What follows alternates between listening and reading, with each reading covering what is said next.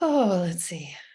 Sebastopol and Austin, Texas, and Washington, D.C. Yep, now we've got all the parts covered. All parts of the country, Got possibly Canada a little bit.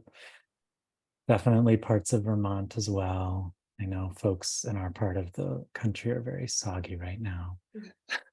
But welcome everyone. It's so good to see your names oh, and you're no, hanging the out. hellhole of San Francisco.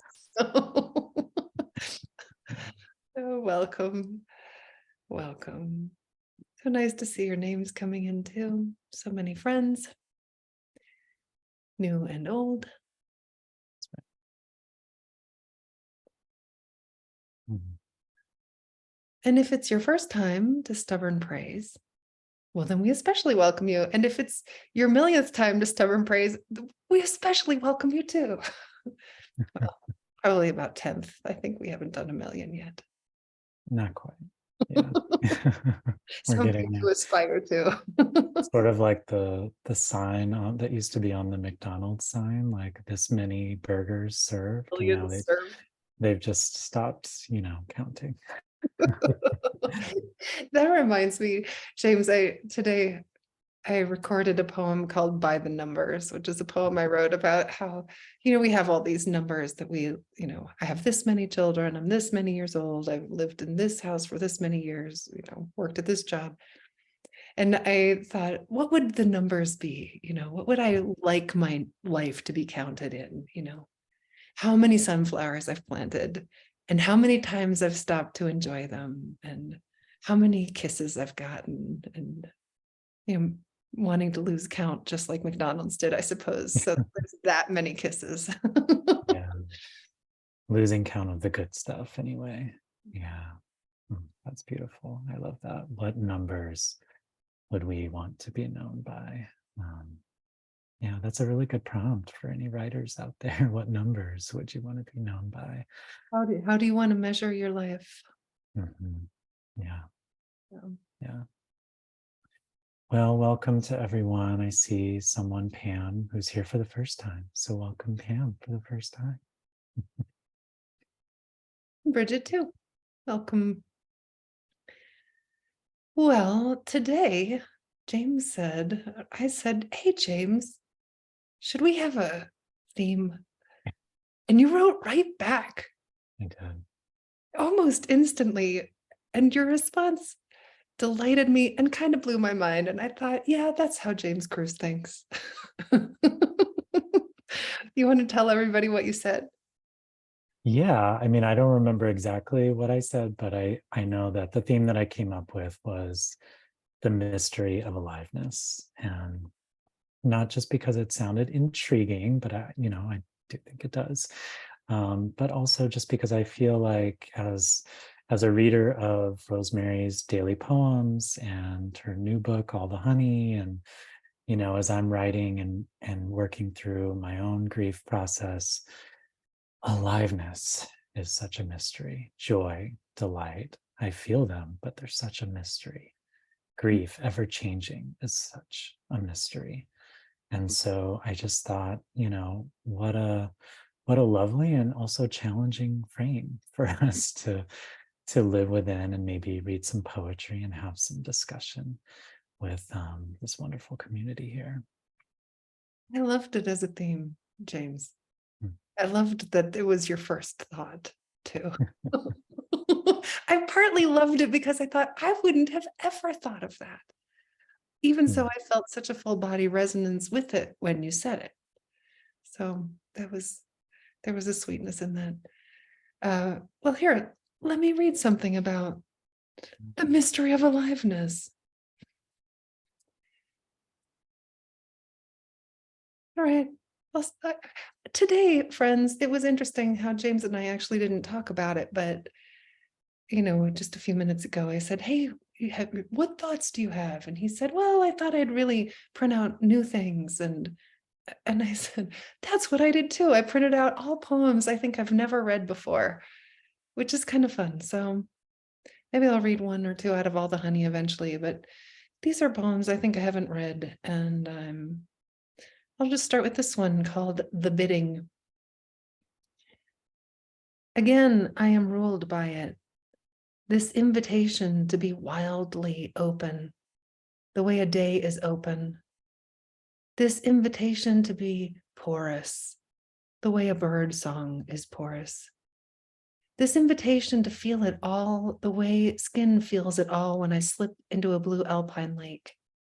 Again, this urge to fall all the way into the mystery and refuse any rope thrown in an attempt to rescue me. Morning comes with the scent of autumn, charged with ripeness and rot and the kinship of everything. What an honor to be mortal, to know the value of a day, to know how vulnerable we are, and then give ourselves away. Mm. Beautiful. Mm. Yeah. Your poems are such invitations in and of themselves, Rosemary. I love that. And I'm really struck by that image of the blue alpine lake and, just swallowing the whole body and that feeling of submersion, immersion. I don't know which. But it's the giving away of the self. That is the hardest thing, and I think your poems also struggle with that too at times, as I know I do, and as I do in my work. And I think I settled on the mystery of aliveness as a way of saying, I don't always know what's going on, and I don't know how to let go into the not knowing, because I really love certainty. I mean, I was talking with my therapist just the other day and, talking about anxiety. And she's like, I think you're really just talking about uncertainty. And it's like, well, that's a kinder word, I mean, it doesn't change it necessarily, but it's a kinder word. And Wait, it's a kinder word than anxiety or fear, anxiety. perhaps. I mean, those are real emotions too. But yeah, just thinking about that. So your poem, just that repetition of the word invitation alone, it just makes one want to surrender to that. And I also felt like it went back to what you were saying earlier, just in case people missed it, that you had recorded this poem by the numbers. And, how do we want to measure our lives? Well, how do we place value on Mhm. a day?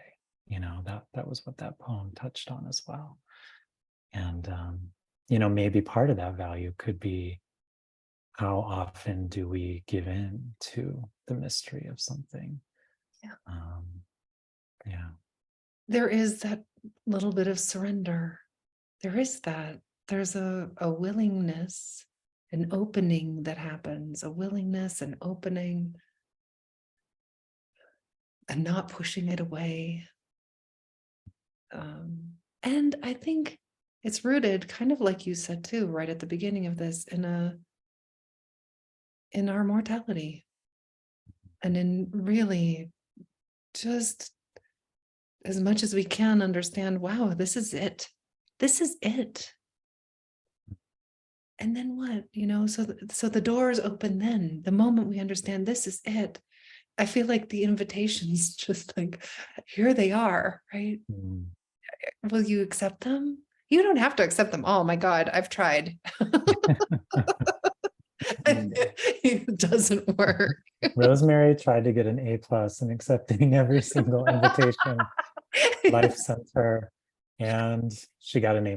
Yeah, no, I know. Actually, I think if you accept them all, then you fail, which is also to get an A+ because you just can only do it right, right? I mean, it's That's all, right. we're just learning what it is to be alive every minute.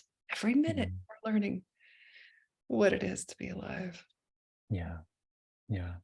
And maybe the writing practice helps with that too, because it is an example of full immersion of, if you're really allowing yourself to be carried away by the writing. It's a way of saying yes to something that sort of has a mind and a will of its own. I know the poems often feel that way for me.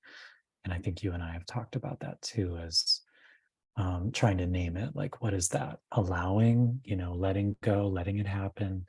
How do we name that sense of surrender that is just like giving ourselves away, as your poem said at the end? And that even makes it sound like you could do it. So much of it, I think, just happens. But there is, I think, oh gosh, James, just so much joy when we do make a conscious choice to give ourselves away. That's I think it's never not felt good to me. Yeah. Even when it doesn't, even when it doesn't, there's also this relief in it. Mm. Yeah. Yeah. Well, I appreciate that you're saying it can be a conscious choice. I think it almost has to be. It's sort of like we wake up, we're awake, and then we fall asleep again. And then we have to choose, like, oh, I want to wake up, I want to wake up.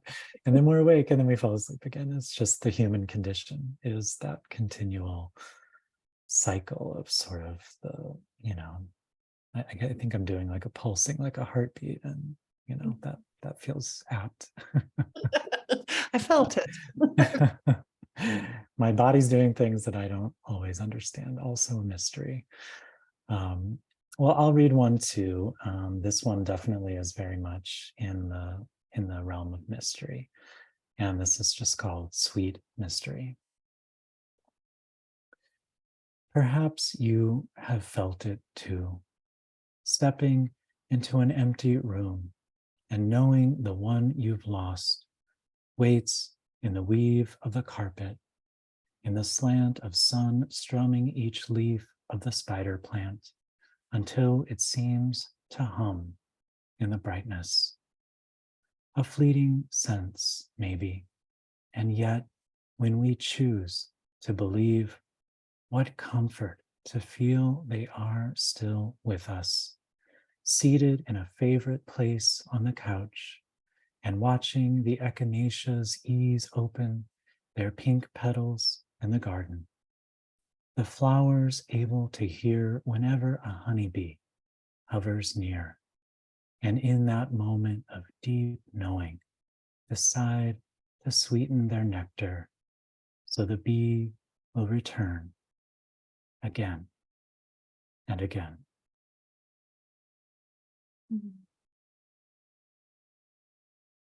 Oh, friend. There it was, the choice. A choice to believe. It's interesting, you say there's this choice that we make to believe that they're here, in the carpet, in the sunlight, in the leaf. Yeah. It is. It's a choice and not a choice. It's something available to us, and I suppose we could choose not to believe it too. And why would we? Right. No, I don't know why we might. I know I argue with myself sometimes about it. Like, is this really happening? Is this just me making it? Do I just want this? And what would be so wrong with that, by the Yeah. way? Yeah. What does it matter, really? I mean, I think it's a matter of trusting that felt sense of things. Like, is it magical thinking to believe that my mother is in the weave of this carpet, right now beneath my feet? Maybe. And, why do we humans have such a need to label things that we can't explain, to label the mysteries, especially mysteries around death or grief or suffering or even joy, delight, happiness? We just want to name it, and I certainly would love to make a formula from it, so that I always knew what to count on, because it does come and go, right? That feeling of the lost ones being near, or that touching in on another world that lives inside this one that we often feel but can't quite explain. But we don't live there necessarily permanently. It's just this dipping in and out, I guess, that pulsing again, like I was talking about. Well, and even then, an accruing of sweetness, like you say. Is this a scientific fact that It is, yeah. That wow, flowers can do this apparently. that the flowers can actually make their nectar sweeter? Mhm. They Come can back, choose. little bee, come back. Yeah. And why wouldn't they, right? And why wouldn't they? Wow. Yeah. Wow. Isn't that something? This choice to make it sweeter. Hmm. Is that what we do? Is that what stubborn praise is? I think so. Yeah. It's a choice to make it sweeter. Mhm. To say, yeah, things are hard, and there is also this sweetness. Yeah. And writing the poem and showing up and paying attention and noticing, is this choice really to focus on? Where do we put our focus? Not to ignore all the things that are difficult, not to ignore the things that hurt, but to choose to study what is beautiful, to put our, where you put your attention is what you become. There's Yes. no doubt about this. That's right. Right? Not to ignore the one, but to really, where am I going to give my juice? Mhm. Yeah. Yeah. And I think it doesn't mean either just saying like what's, aesthetically beautiful or what feels good or anything like that. It's like what's beautiful and true, because it might be true that you woke up and you were utterly heartbroken and stricken, and knowing that and feeling the truth of that is a beautiful thing, and even being able to express that in a piece of beautiful thing. I just feel like not turning away from what's in front of us, because we often turn away from the beauty, from the joy and delight, because we think we have to, or we're just not trained to stay with the beauty and the delight. And I feel like that is what this program that we're doing, what our work maybe is doing as well, saying like, yes, grief, yes, heartbreak, yes, worry for the state of our world, and And the echinaceas can hear when the pollinators are coming toward them, and they can sweeten their nectar. And there is something about the way that flowers are structured. If you look at it, it's like this sort of echo chamber, that goes deep down, and they can hear it. They can hear the sound. I wish I could learn more facts like that. I probably need to subscribe to more science magazines, I think, because then I can appreciate the beauty of the echinaceas outside my windows here. But I think my my appreciation is only multiplied by knowing some of the miracles that are housed by these living beings. I have a hot tip. Teddy Macker, who is a fabulous poet, subscribes to Ranger Rick. And Oh, the sweetness of it is, it's made for kids. He has kids, but but he reads it and uses the information in his poems, including his phenomenal poem, The Mosquito and the Raindrop, which is in the first Poetry of Presence. mm, But I've totally taken a page from his playbook and started to use Ranger Rick because it explains it simply enough that yes. that I can really access it. And they package it really in such fabulous ways, like what, why does the honey badger do, whatever they do, or what, whatever. So I thought, I'd like to say something then, I guess, about this. You mentioned about this, and, yes, it's difficult, and there's this beauty. I think of this as this is paradox, right? Is the willingness to hold very different truths at the same time. This is what it is to be alive. So if we're going to talk about the mystery of aliveness, I think it must include paradox, and how, yes, we are engaging, I love and I hate, it's difficult and it's beautiful. What's that beautiful line from Mark Nepo? It's everything is so beautiful and I am so sad. Mhm. Yeah. And I have a poem that's I think in conversation with this poem that you just read. And it's about mystery and paradox and grief and paying attention, and are our beloveds here, or are they not? And So here it comes. Changing wavelengths. The day after you died, your dad and I stood on a sidewalk in Georgia, and everything was strange.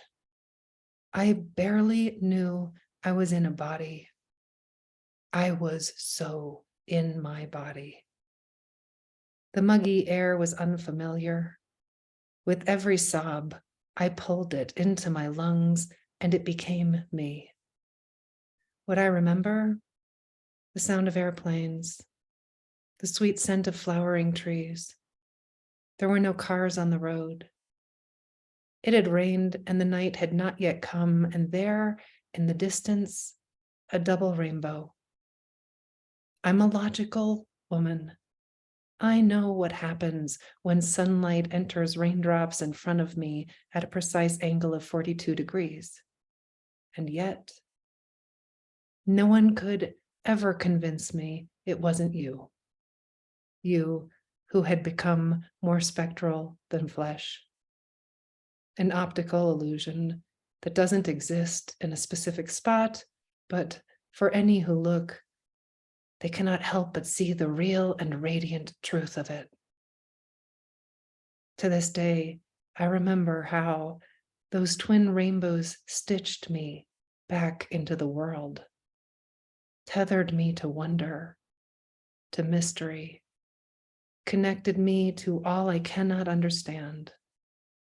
Even now, there are drops falling down my face. Perhaps, if the light were just right, one might see inside them something beautiful.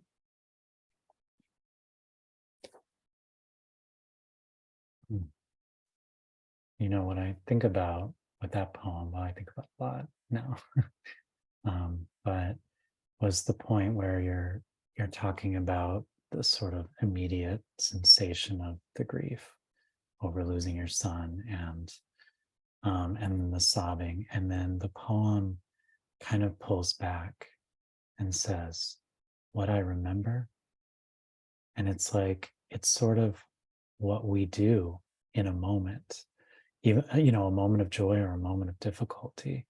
It's like, if we want to reground ourselves, and sometimes we just can't help it, we do it automatically, like the sound of a plane, the street was empty, these flowering trees, the scent of them.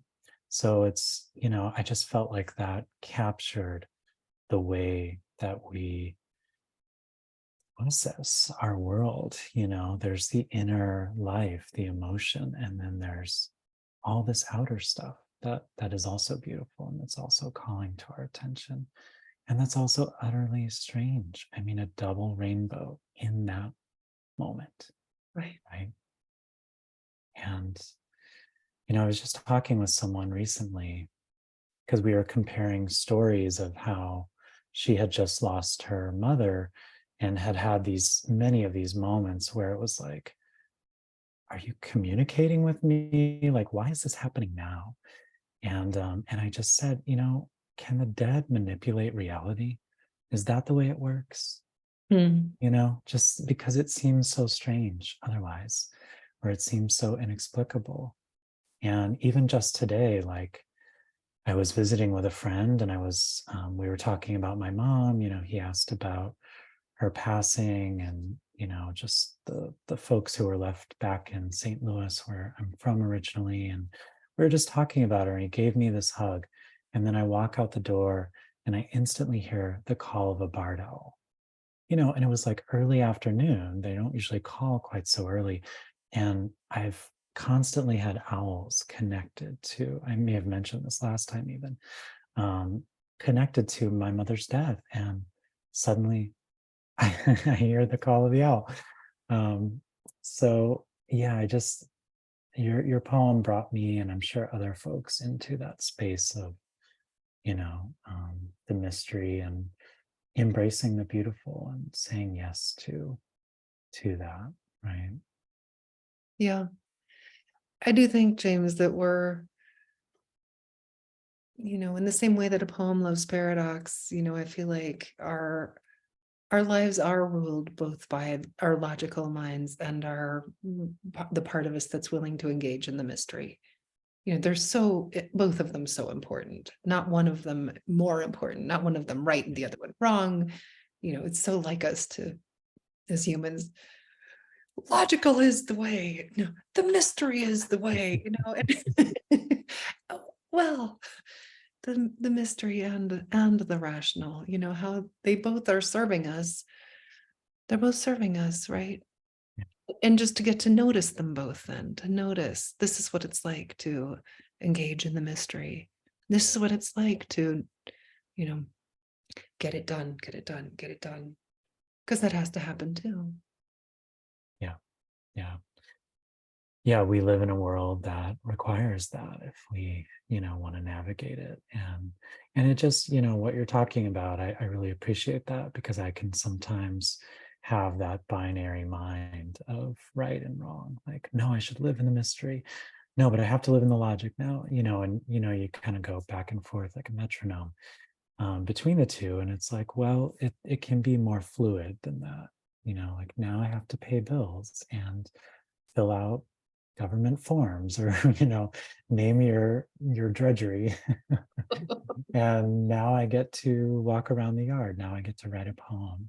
And so maybe we can see it as more just flowing between the two as well. Mhm. Yeah. Will you share another poem? Absolutely. Yeah. um I'll share one. Let's see. Yeah, what first came to me was this little poem I wrote um about my mother. And, I think we've either talked about this or you've written about this, or both, Rosemary, just that idea of, you've lost someone and their name keeps showing up in the mailbox, or, in different ways. And the sweetness and the hardness of that at the same time. So this is called Change of Address. I see my mother's name again through the clear plastic windows of envelopes pulled from the mailbox, and feel her near each time I read a letter from her health insurance about a data breach she won't have to fret over now. Or when I toss another half-off offer on those word jumbled books she loved to keep splayed open on a TV tray, ballpoint raised in her shaky hand to find all the answers. Maybe death is not a disappearance so much as a change of address, though without a place to forward all that's left unsaid between us. Oh, sweet James. There's so many things that I love about your poems, but one of them is you have a startlingly mm, spot on way to find the detail that tells the bigger story. These word jumbles left open, the ballpoint pen in the shaking hand, the searching for the answers, right? So that we learn so much about this person, about their passion, about you and as an observer of this person. Um, and then even this kind of sweet return from it being about the mail, looking through the plastic flap, right? Which immediately we all know that. We all know that. To see her name there, and then this sweet return to, there's nowhere to send these unfinished conversations, these things we might like to say. There's no address to send it to.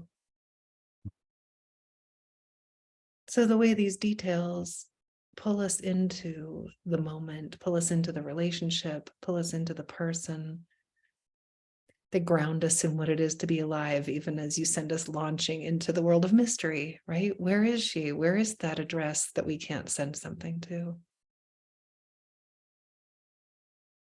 Yeah, part of the frustration. I mean, I think that's one of the greatest mysteries.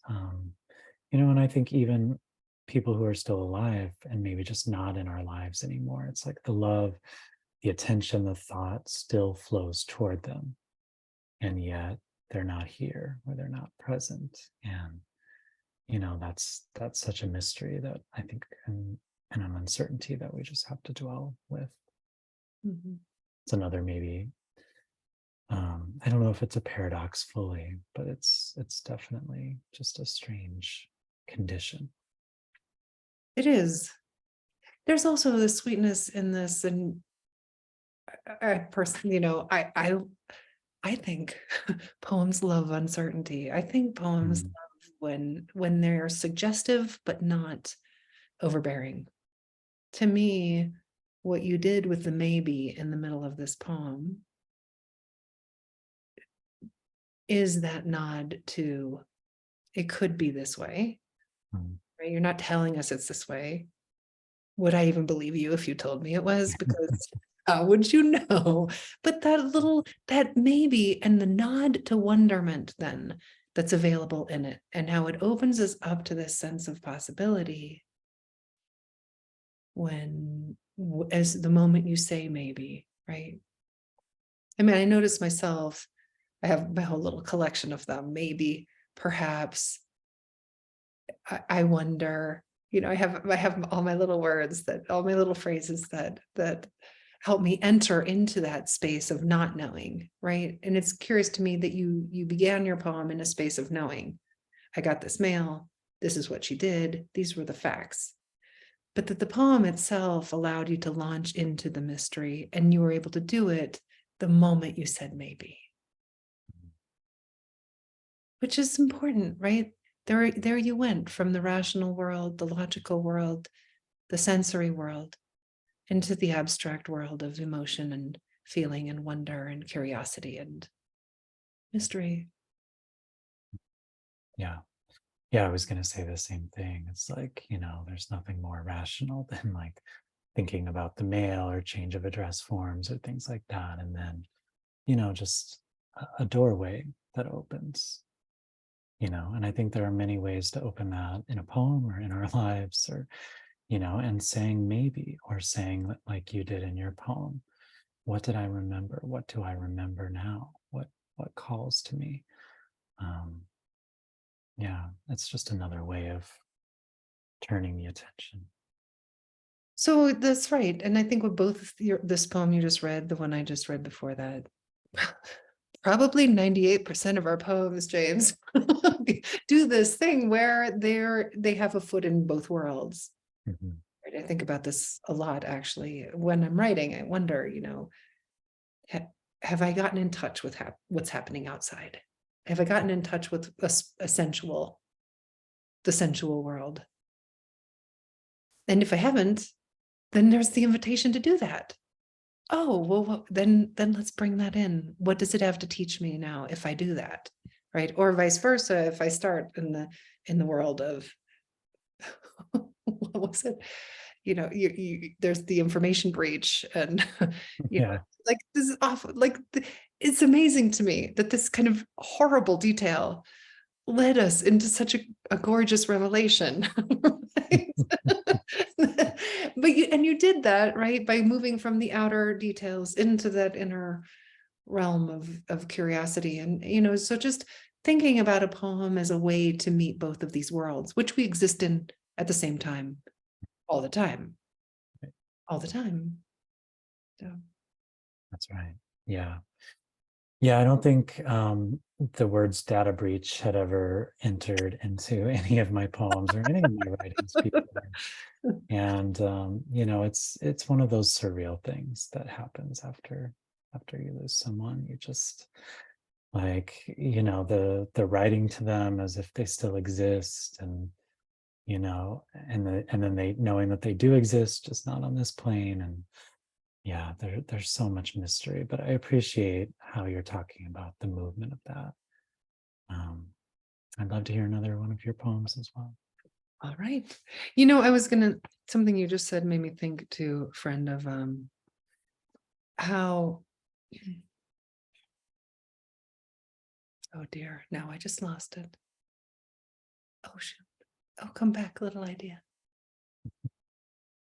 Nope, gone. All right, well, maybe it comes back, maybe not. All right, I'm a little torn about which one of these to do, but all right, I guess I'm going to do this one because it harkens back to something else that you said. Oh, I know what I was going to say. It was about it's about writing letters to our beloveds who are gone. Talking to them, I talked to my father, I talked to my son all the time. I mean, in the car, on the driveway while I'm taking the trash up to the road, like, hi, Dad, hi, Finn. It's interesting to me that some people aren't comfortable with that. I know they're not because they've told me so. And so I like that you opened it up as a possibility too, just now in their conversation.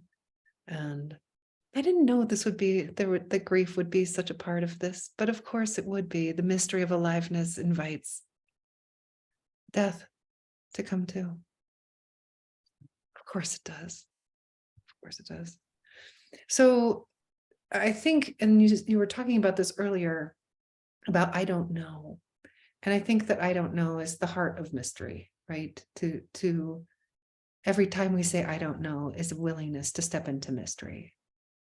So I had this invitation, favorite word, to write a poem for the graduates at my son's school. They invited me to write a poem for their graduation, which was the hardest thing I've ever done, James, was to say yes to this and to go there and be there and read it to them.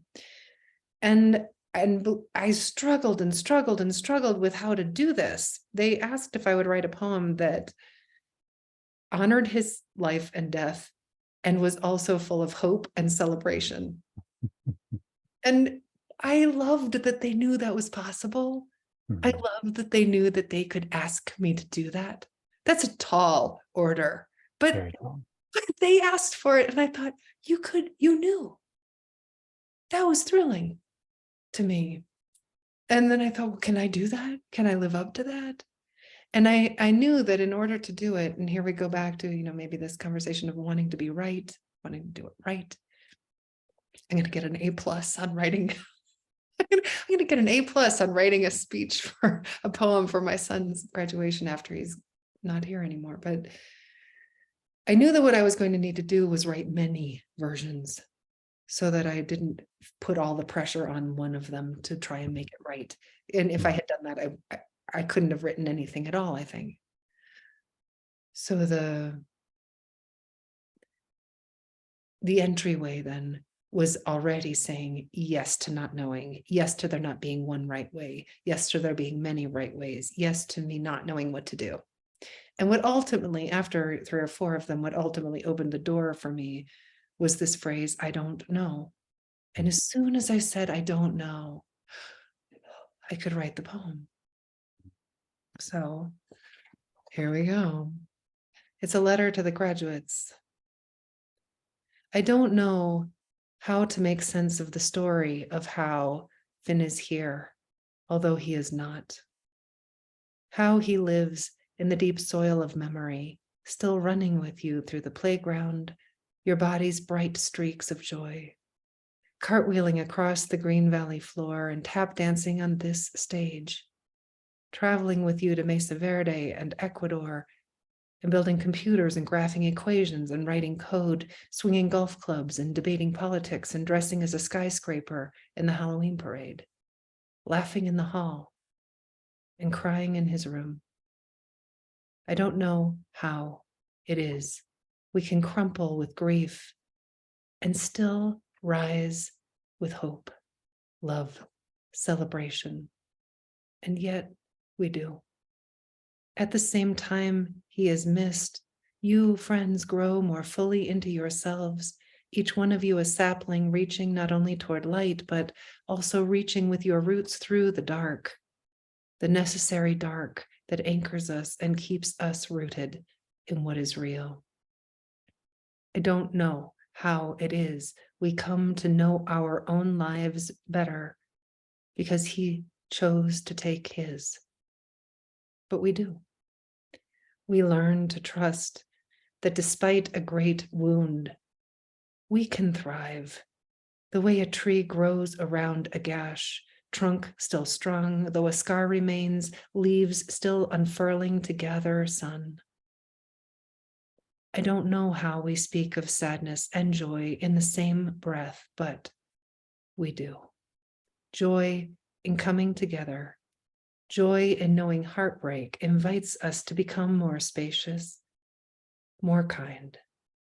Joy in forging new dreams, joy in remembering the world as it was, and at the same time growing so bravely, so beautifully into the world that is.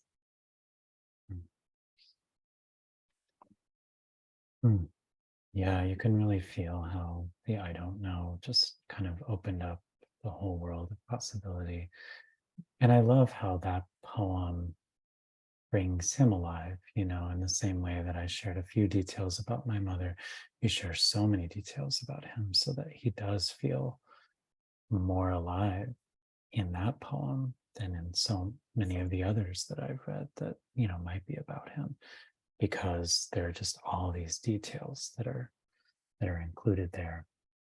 And yeah, a very tall order. I mean, if anyone could do it, I would think that you would be able to, but I think just as a mother, it's a tall order to just use the word joy so many times in an elegy, right? Well, this was it too, though, friend, is that I understood, and it took me a long time to understand that about this poem, that it wasn't for him. And originally I wrote it, the title originally actually was for my son on the day that would be his graduation. But then I luckily got very clear it wasn't for him, it was for them.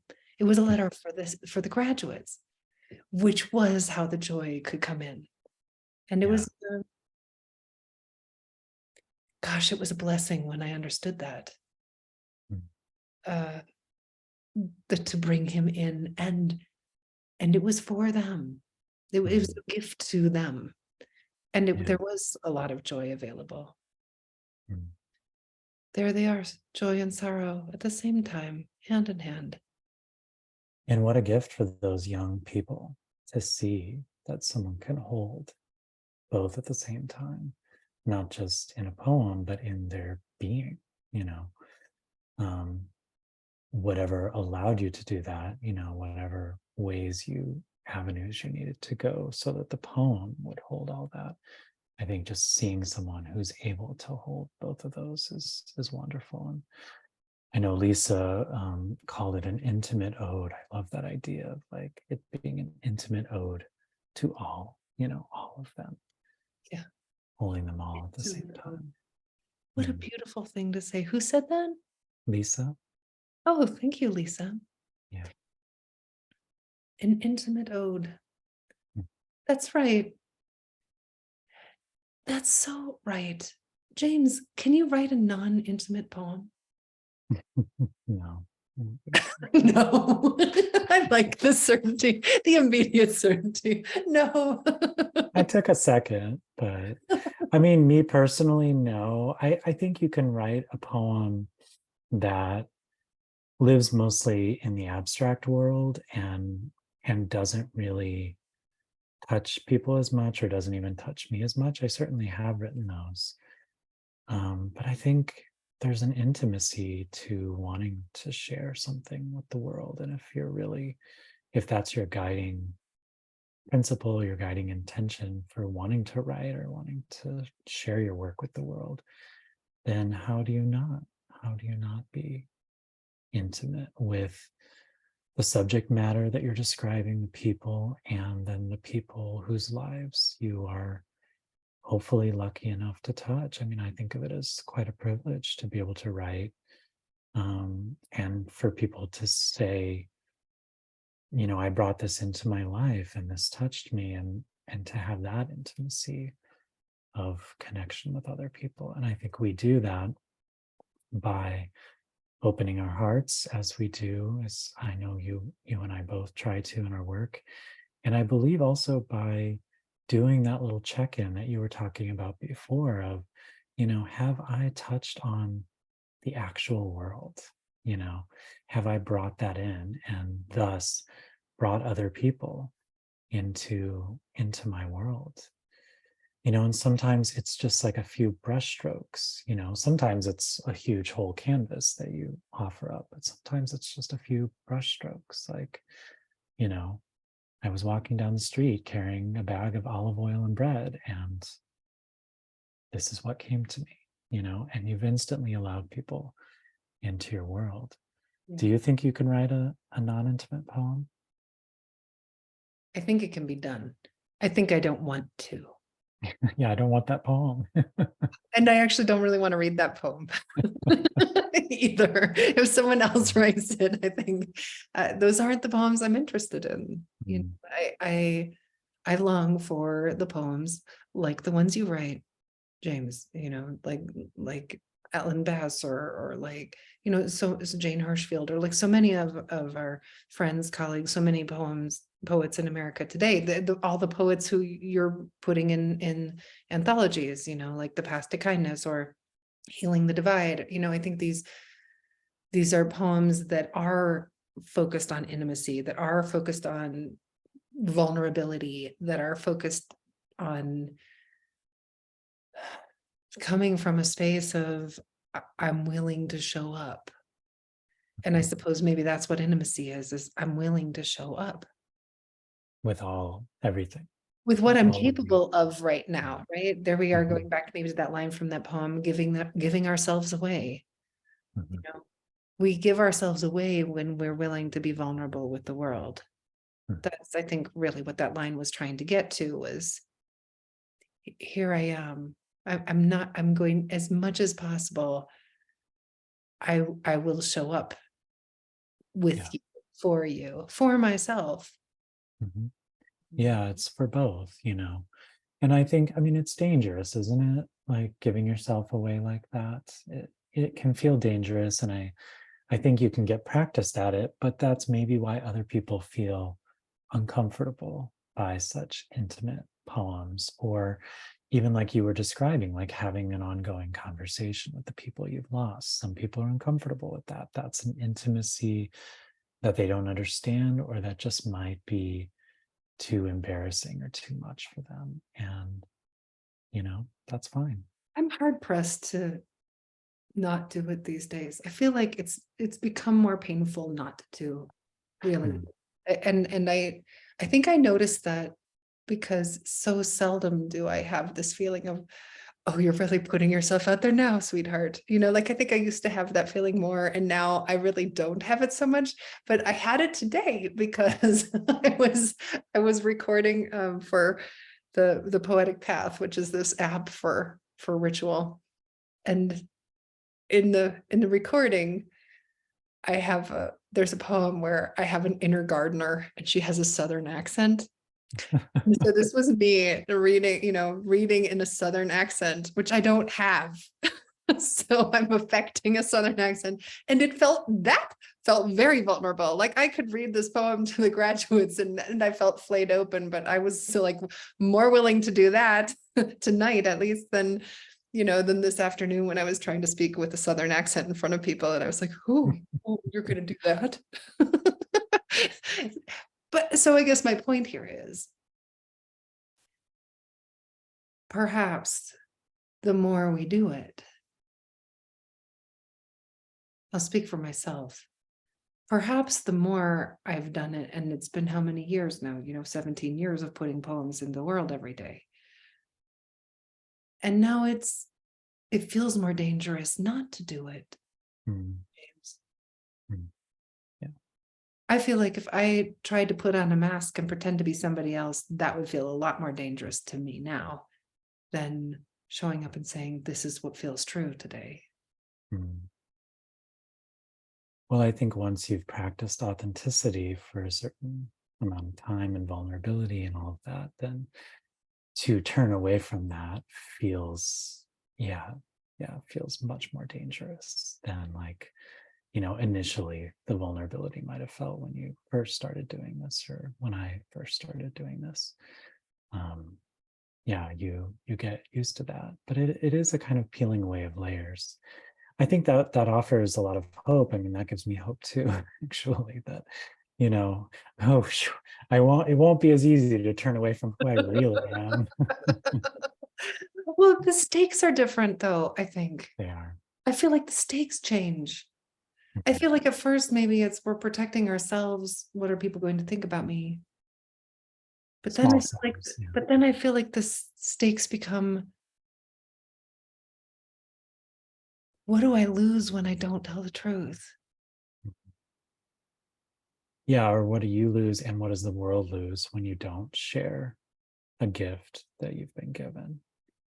And it might even sound a little like, oh, like you're saying you have a gift, or like maybe that's my inner voice, an uptight Englishman a little bit.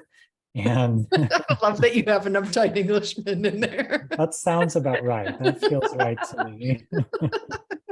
That's so Like, good. I've how got the dare son of you? Gardner and you've got the uptight Englishman. Way to bring him out, James. That's right. That's right. Yeah. But I just think, like it's just about saying what's true, and owning that if you feel you have something to offer the world, and you have this urge to create something and you're not sharing it, like allowing it to have that full circle effect, then it, no, the world is not necessarily going to crumble around you because you haven't shared your poem this day or whatever. But I think your inner world crumbles a little, right? And it slowly crumbles more and more if you keep holding back. And I've gone through a lot of periods in my life where I have held back and have been afraid. And even now I write things that I'm like, ooh, that seems too simple or not enough, or, fill in the blank. And I hold it back. And then maybe I get up the bravery to share it.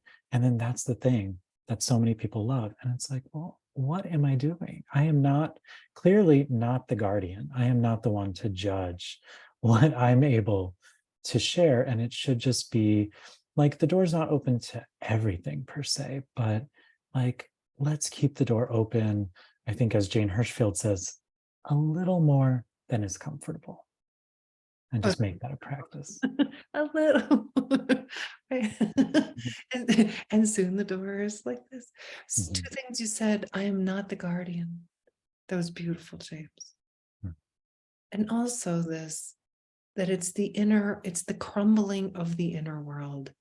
That's what's really at stake. That the more we hold ourselves back, the more the inner world crumbles. And that is exactly, you said it so beautifully. That's what I would have said if I could have thought of it. That's what I meant when I say the stakes are so high. Mm. The inner world crumbles when we hold ourselves back. Yeah. Yeah, and I feel like I've had that happen, I'm not full scale crumbling, but I've had that happen, and it takes a lot to rebuild it. So I think the stakes feel higher in part because it's like, I don't want to go through that reconstruction process again of like reclaiming the self and reclaiming all the parts. And I would rather just let it be a regular practice of being vulnerable and sharing and being open. Yeah. Yeah. All right. In that vein, sweet man, read us another poem. And in that vein, I will read something that I didn't plan on reading. So this one is,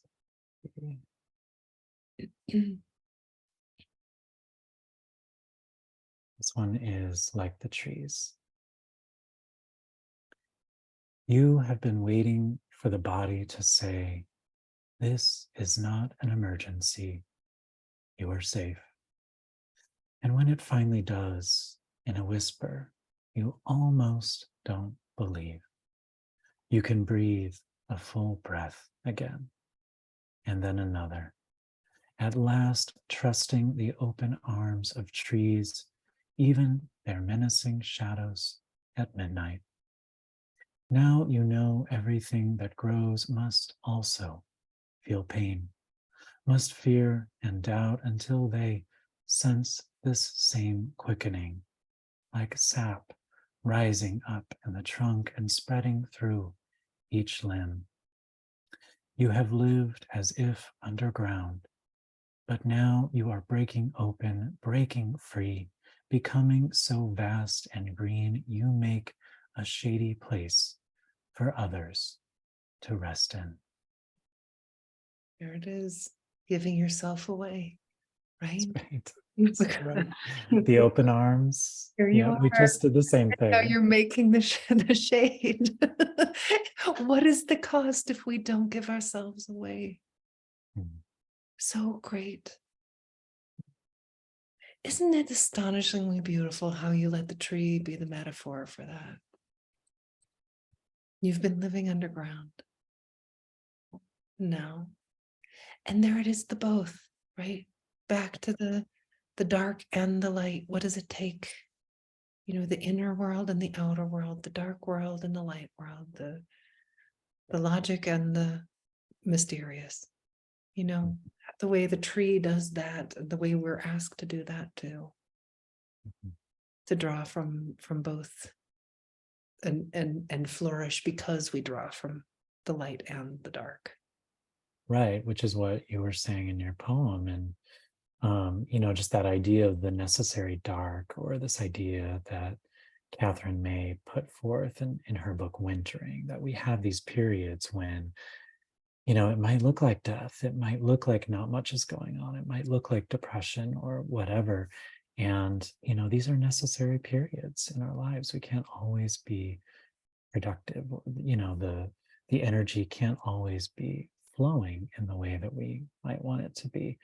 And I wrote this poem after a period when the grief was changing and lifting, and it changed and came back and, whatever. But there was this opening, there was this quickening of energy that really surprised me, because I think we as humans tend to think that, or I should just speak for myself, I tend to think that when I'm feeling something or when I notice something, like, oh, this is going to last forever, this is going to be ongoing and permanent.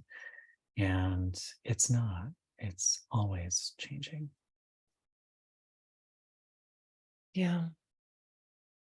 You know, when you say you were surprised, do you mean you were surprised in the living of it, or you were surprised in the writing of the poem, or both? I think more in the living of it for sure, because there was a lightness or a joy Yeah. that was returning, and yeah, it really, I think it surprised me. It surprised me. Yeah. And then I just walking among the trees here outside of our house, I just felt this sense of, I don't have scientific proof that everything that grows must also feel pain and fear and doubt and all of that. They haven't found a way to measure that in the trees, but walking among them, I just sensed like this can't be easy.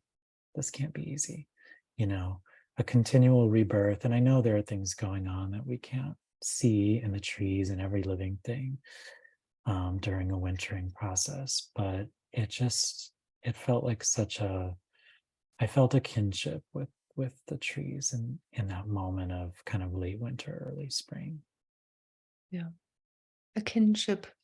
Isn't that it? That's it. I think about Yeah. this all the time. I think about this all the time, walking outside and the moment when we notice that we are in kinship, and how powerful it is then. How tapped into the mystery we are, that how we become the mystery Mm, when we meet that kinship yeah. infuses us.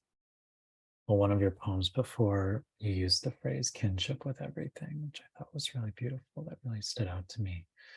And I love that you just said tapping into the mystery, because I'm such a Vermonter. I was thinking of the tapping of maple trees to get, the sap that's turned into syrup, that's turned into the sweetness, right? Yeah. Friend, it occurs to me, I'm so glad that you had the foresight to make it an hour and a half instead of an hour. And this would be a great time, I think, to ask people to put questions in the Q&A. And actually, I just noticed that there are some. Oh, Great. well, let's see. And they say they found that there wasn't a chat. They found the chat. And is there a poem packet? We hadn't thought about a poem packet.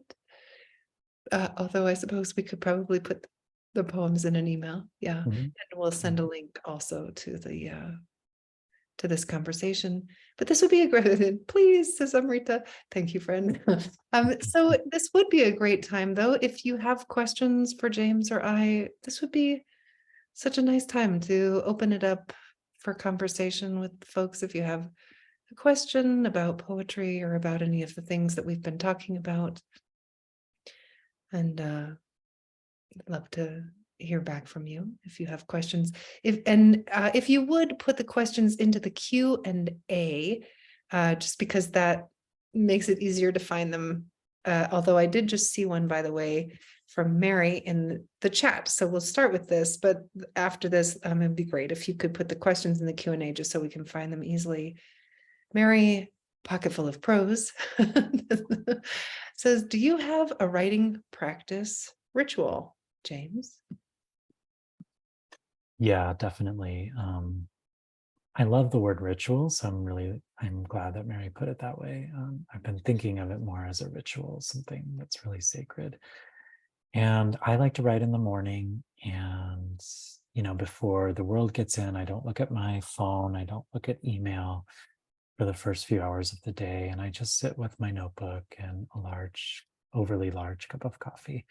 Um, and just do morning pages, which is what Julia Cameron talks about. 3 pages of longhand. Sometimes it's one, sometimes it's two, sometimes a poem takes over. I'm very loose with it, so I don't think there's anything gained by saying I must write 3 pages of longhand every single day. um, and I just I just bask in that and try to read something sacred. Often it's Mark Nepo.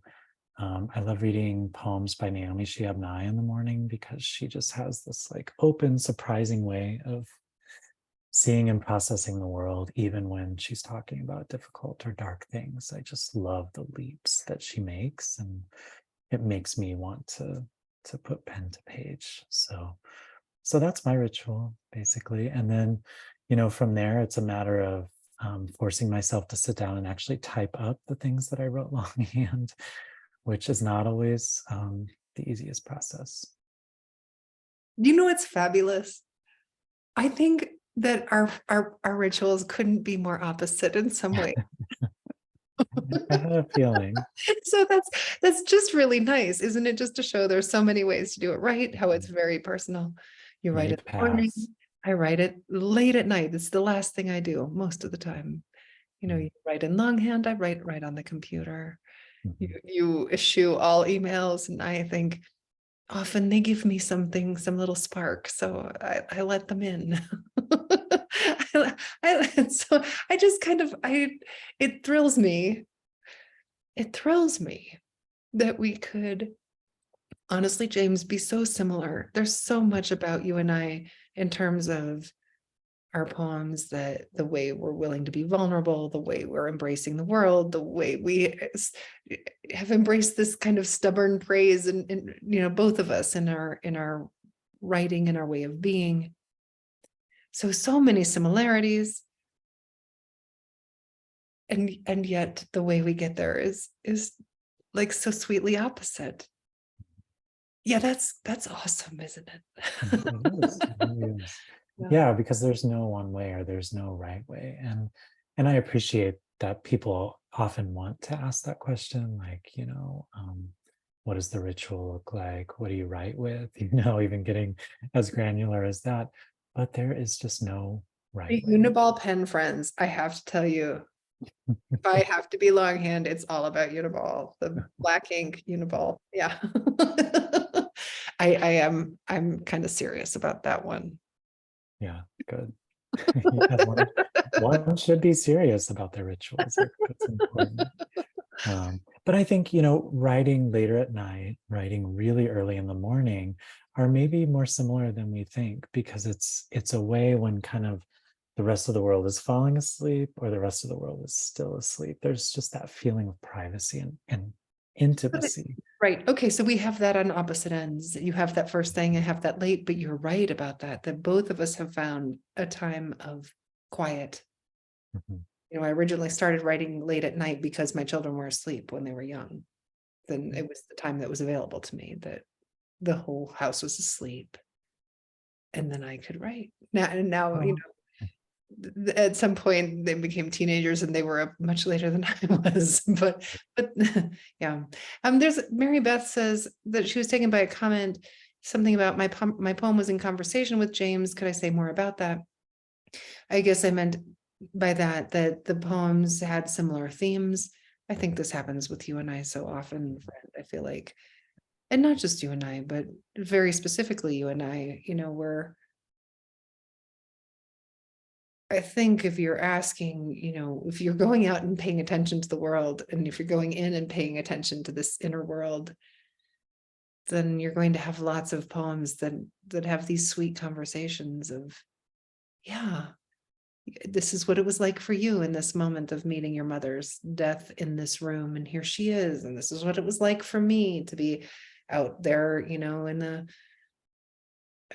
on the street in Georgia after my son died, noticing, oh, here you are, so I think it's quite common to have poems, and you're so good at this, actually, in your anthologies, James. You find those inner conversations and you let them just kind of move through the whole book, so that to read one of your anthologies is to read this kind of sweet conversation that moves from poem to poem to poem, from page one to the last page. yeah. Well, it might make me sound a little cuckoo, but I really, what I have discovered is that poems and creations in general, but I know poems best, and I feel like they're living things. And so they're telling me where they want to be. They show up when I'm gathering those anthologies and shaping them. And I think the same happens when we're writing our own work and putting together our own collections. Like, the poems really want to talk to each other. And when two friends are writing, maybe even at the same time, because we're in different time zones, it could be, there might be some overlap sometimes. That's true. You're You never know. up really late. um, but there's definitely going to be some overlap. And I think the other thing I would say is just to honor that we get to be, as writers, in conversation with everyone who's ever written or who's writing right now, and just to give ourselves that permission for those of us who are out there writing as well. Yeah, beautifully said. Julie says, how or why do we choose the name Stubborn Praise? Jade. Well, that's a good question. I think we were planning a reading. I think it was during the early part of the pandemic, and it didn't seem like there was very much to praise at that time. And yet we were still writing poems that felt more hopeful. I think Rosemerry and I both wrote poems titled Stubborn Praise. I'm pretty sure I stole it from her, but we don't know who came first. So yeah, that's where the name came from. Just this desire to say, yes, things are really hard, things are difficult, we don't know what's going to happen. And yes, things are also really beautiful. There's still plenty to praise. So beautifully said. I love her name. I love Stubborn Praise. I love it so much that I embroidered it into a sweater. And if you send me something, James, I will embroider it for you too. I have the perfect sweatshirt. I'll just bring some floss with me and I'll embroider it when I'm there. Let's see. Susan says, oh, wait, Mark says, when I really experience darkness, there is no light. Sometimes it's metaphorically too dark even to see the paper, to find the pen. And what do you do then? Oh, Well, thank you for asking that, Mark. yeah, that's Just want to beautiful. honor the tenderness of that question. Yeah.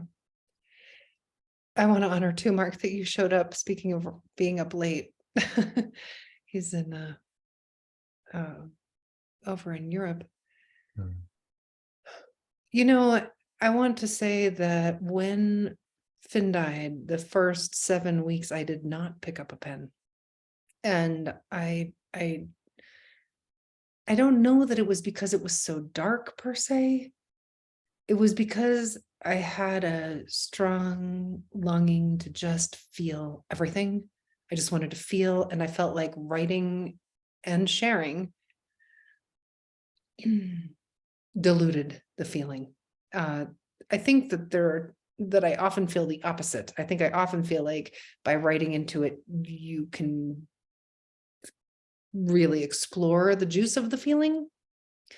But I think it was too much. It was too raw. It was too.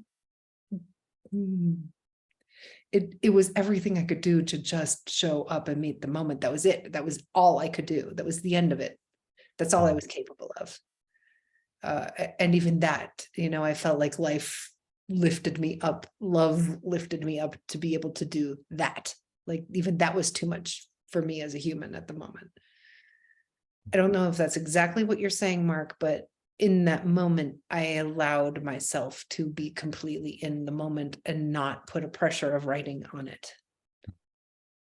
Just to meet it. That was enough. That was enough. That was all I could do. That was enough. And I'm so grateful, by the way, that that's what I did. I'm so grateful that I gave myself completely over to that time and did nothing but show up and meet it minute to minute, second to second to second. It changed so quickly every second. Yeah. How about you, James? Do you have a response? What do you do in a moment when you can only feel darkness? I mean, I think it's exactly as you're saying. I don't pretend to have gone through anything like what you went through, Rosemary, or perhaps what Mark is feeling. But my deal with myself is very similar, that it's just about feeling it completely and seeing it through, basically, and watching it change, feeling it change, just being really conscious and aware of the changing nature of the darkness and whatever I'm facing. And I feel very blessed and lucky to have a writing practice that holds me, that is a container. But I know that some days it's not enough. It's that it's I can't write myself out of the darkness always. And nor can I turn my darkness and difficulty, into gold by creating something from it. I think we sometimes put too much pressure on ourselves to do that. And I think, there's so much more value, as you're saying, Rosemary, in just like, well, I'm not meant to pick up the pen and put that to paper right now. I'm just meant to be in this. And I don't mean to suggest like go deeper into the pain, or that's an easy thing. I just know that that's what I have to do when I'm in the grips of that. James, you said something so important. I think that that we don't need to turn the darkness into light. In fact, if anything, if we're to pick up a pen in that moment, I think it's really only to meet the dark, to continue to meet the dark, which is, by the way, that's the whole premise of this album that I just put out last week, Dark Praise. That's funny. It sounds like stubborn praise. Lots of praise, stubborn praise, dark praise. But the dark praise, the whole point of it is endarkenment, right? This kind of the, we've been so obsessed with enlightenment and the light, the light. And what about the necessary dark? How essential the dark is to nourish us also. In that dark moment, if you can pick up a pen, it's only to honor the dark and meet the dark, not to try and transform it. Certainly not. If it is transforming, to notice that. But if it isn't, to notice that. Right. Yeah. Yeah. I want to get to more questions, but you made me think of, I was at this winter solstice celebration once in Ojai, California. It was just a really beautiful ceremony. And part of it was we stood in this circle and there were some kids in the circle too. And we each went around and said what we were grateful for. And I'll never forget this young woman said, "I'm grateful for the darkness that lets us rest." Yes. Yeah. Necessary, right? It's the necessary dark. Susan says, what first interested each of you in using poetry as your creative medium? Shel Silverstein. Belle Silverstein was a good influence. Also, my third grade teacher required us to memorize and recite a poem each week for a unit in English class. And I decided I would do my own. I still don't know how I got brave enough to do that or what possessed me. And so that really kind of lit a fire once I saw how I could create something from nothing and people would react to that, and that it would touch those other little lives in the classroom. And so I've always kind of turned to it since then as my medium. I also like writing shorter essays. Just published a book called Kindness Will Save the World, very aspirational title of shorter essays that also feel very poemish. But I think thank you. I think I also just, as a poet, I see the world in moments and I see the world in glimpses. And I think that's partly why I have just capacity of being a poet, because I just see it in these sort of intense little moments and glimpses. And poetry is perfect for that, I think. Yeah, I've always said I couldn't write plot to save my life. And that's good for poets, we just tell the story of a moment, not a big story. That's right. And also, I love that you were in third grade. I was in fourth, but they say, when you're 9, 10 years old, that's when you're like in your truest self. And it was play, that's what Shel Silverstein taught me it was play. It could be fun. It could be fun. Still, it's fun. It's still fun. That's still why I write, is for joy, for pleasure, even when it's hard, right? Even, could I say it? Could I say that poem that I wrote for Finn's graduation, was it fun? Not fun. That's not true. But was there pleasure in touching the truth? Yes, there was. There was. The truth of I don't know. There was so much relief, pleasure, resonance, that just mystery of aliveness. Maybe play too, if we widen our definition of what play is, because play is sort of saying yes to uncertainty or mystery. It's saying yes to, I don't know what's going to happen if I say this or do this or speak in a Southern accent or whatever, it's so I think it's wider sometimes than just the joyful or fun piece, that play can be a practice too. That's it. It's play. It's play. Just like plays can be very, very sad. Denise, hi friend. I am thinking about the crumbling that happens. Thinking of the beauty in the Western landscape that happens because things break down, crumble, and erode. She's from Utah, friends. Revealing even more beauty beneath. Maybe we need to have crumbling sometimes to go to what is deeper underneath. Any thoughts? Do we need the crumbling? I think we don't have to go looking for it or creating it. Crumbling will come to you. Enough crumbling will come to you for sure. But I think probably we do. I mean, when I was talking about some of those moments that my kind of inner world crumbled because I was holding back or wasn't being authentic, true to myself, I think I did maybe need some of that crumbling to get to who I am now, because there was too much resistance or too much fear and doubt.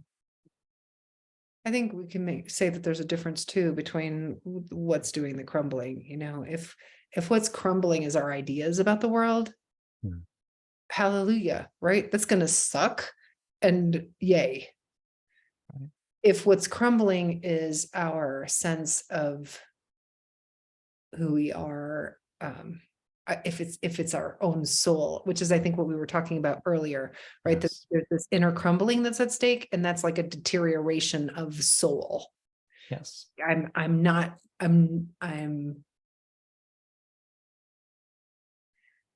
I'm preferring to protect myself than give myself to the world.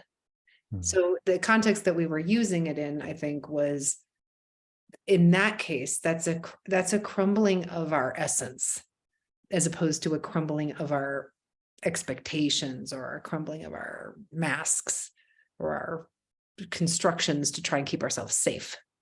It's Right. very different. So I think the crumbling of our expectations essential. I think that when we start to erode, is it an erosion? I'm getting all caught up in the metaphors of it. But I guess I hope I'm making sense about that. Thomas says, I'd like to ask a question about influences. Which poets gave you permission to be a poet, fired your writerly energies back when, and about contemporaries whom you admire? 2 questions, really, if that's allowed. There are a lot of them are the same too. So how about you, James? Well, we definitely mentioned Naomi Shihab Nye as someone who has lit the fire.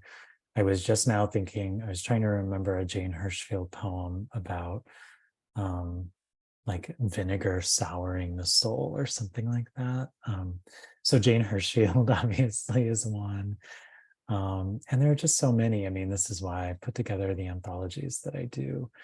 And I think it's important to just read the people that we love and really surround ourselves with poetry, lots of different kinds of poetry, and read lots of different kinds of poets.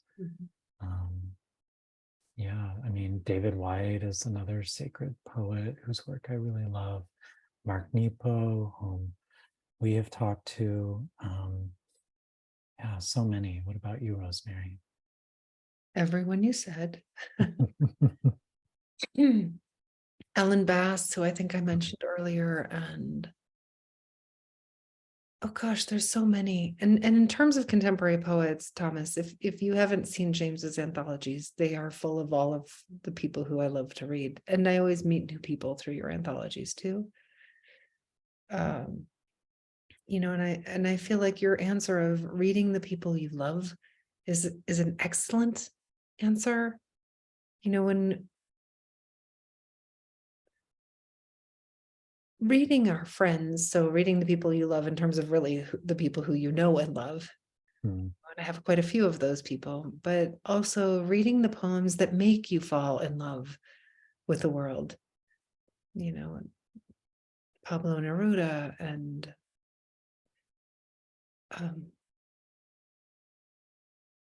I mean, it's funny how there's just so many Octavio Paz. And I think that the other thing that I try to do now that I didn't always try to do is not only read the people who make me fall in love, but read the people who stump me a little bit. Not stump me in that, like I said, I never want to read the poem that isn't intimate. I'm really not interested. If you're going to give me your masks, I don't want to read about your masks. But reading the voices that I don't necessarily understand as well. Joy Harjo, for instance. Yeah, she's a big one. Yeah. Or, just to read a little bit outside of my comfort zone is often helpful for me too. Yeah, Joy Harjo, Linda Hogan, another Native American poet. Raina Priest is a younger Native American poet who was the Washington State Poet Laureate. She's another good one. So many people, lots of people. So many people, so many. Yeah, I mean, and if it makes you feel alive, or as Emily Dickinson said, if it takes the top of your head off, keep reading, keep reading them. That's right. Amrita says, I've done both, and yes, it's very similar. Late at night and first light. Yes, yeah. Linda says, have you thought of offering a poetry workshop that includes the craft of poetry, writing poetry, and feedback and critique and the ways of editing? And she's longing for that. Perhaps someday. I would say this, that James and I both offer quite a few workshops on the craft of poetry and writing poetry. I feel very differently, however, about workshops and critique and feedback. Personally, I will never do that in a class, ever. Yeah. I think that is really meant to do one-on-one. Mhm. That's an intimate conversation. I think that there are other ways to do it. I'm not saying they're wrong, but I won't ever do that myself. I would only ever do feedback and conversation about, what's happening in this poem. To me, maybe I've been in too many that felt like they were, I call them shark attacks, where Mhm. people get out their red pens and it's just, I don't think it's in service to the poem or the poet or the Yeah. people who are attacking it. It feels like attack to me. Yeah. I feel the same way, actually. And I will say, I think we learn, I understand the need for critique and feedback, but I think we learn a lot from encouragement and finding out what's best, what works well in a poem. And that, I think that is both of our kind of style of wanting to lift up the poem, have discussion about it, but not really as interested in kind of picking apart a poem, because I think it's an intimate creation. It is a piece of our soul, and that's a tender thing that we don't want to mess with too much. So we're nearing the end of our time, and I just wonder, do we want to finish out each of us with a little poem, maybe? Okay, that's a good idea. Yeah. That's a great idea. I will say this one little thing though to Linda. This is the question that I ask myself, my students. What does the poem want? And I feel like when we ask that question in terms of feedback, critique, and continually put it back on what does this poem want? What does this poem want? Not what are the rules of poetry, but what does this poem want? And put ourselves in service to the poem. That's the most interesting answer, right? It's not about making it good. It's about continuing to learn from the poem. It's about continuing to serve the poem. That's right. Yeah. All Beautiful. right. Well, I'll read one more and then I'll hand it over to you, dear James. And this one, I thought I do. Um, well, James and I were having a conversation about how we're both slightly sunflower obsessed, and the sunflowers are at the heart of this poem. And it's called In the Garden Again. And this one is in the new book, All the Honey. And I'll say too that I mentioned Octavio Paz, and he has a poem called After, in which the poem has a structure of after, and then he brings it into the present, which I think is a fabulous form for a poem. So this poem follows that form. I don't know if I did it intentionally, but as I read it now, I can't help but hear Octavio Paz's After in it. In the garden again. After breaking, after kneeling, after raising my ripe fist, after opening my palm, after clenching it again, after running, after hiding, after taking off my masks, after stilling, after shouting, after bargaining with God, after crumpling and cursing, after losing, after song, after seeking, after breath, after breath, after breath. I stand in the sunflowers of early September and watch as the bees weave from one giant bloom to another. And I too am sunflower, tall stemmed and face lifted, shaped by the love of light and the need for rain. I stand here until some part of me is again more woman than sunflower. And she notices how, for a few moments, it was enough just to be alive. It was enough.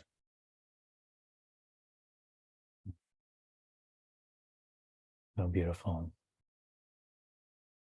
I'll just read this little poem here that I shared earlier today with a bunch of folks. And this one is called Made Visible. Some days I wish our pain was visible, that our grief gave off a slight glimmer from the center of the chest, so that as we walked down the street, shifting a bag of olive oil and bread from one hand to the other, every passerby might see a glow lifting off of us like moonlight on the surface of broken water, and know to soften their eyes and whisper, hello. Hello, James. Hello. And goodbye to all of you. And goodbye. Hello and goodbye, friends. Thank you for showing up tonight. Yeah. It's been lovely. Thank you for your questions and your company. Hope you all take good care, keep in touch, and hopefully we'll do this again very soon. Thanks, everybody. We'll send you the poems and a link to be able to watch the video again if you wish. Take care, everyone. See you soon.